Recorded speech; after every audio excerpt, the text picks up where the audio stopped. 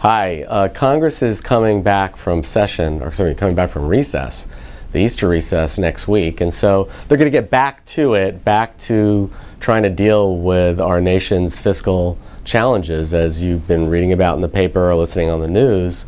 We've got the situation coming up in the next month, the next 6 weeks, the next 2 months, depending on who you talk to, about the fact that we're going to run out of money and that we're going to need to raise the debt limit, the ceiling that Congress sets, that sets the boundary about the amount of money that the government, the federal government, the Treasury can borrow.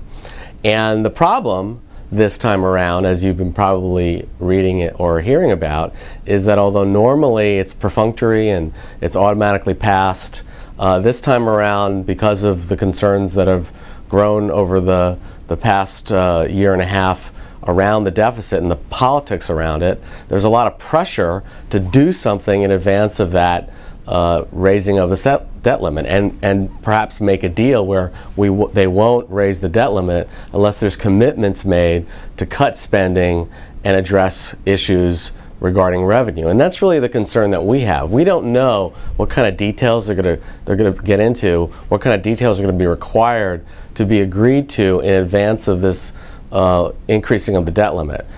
Are they going to get into specifics of tax reform? If they do, what impact does that have on 401ks and other retirement plans?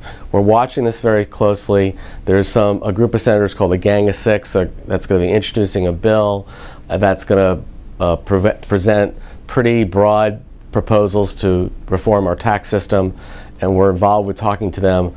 What we don't want, as we've said before, is what happened in '86 to happen to us again. They can't dramatically cut retirement savings. That's the last thing we need in this country, and we'll be keeping you posted as this debate unfolds.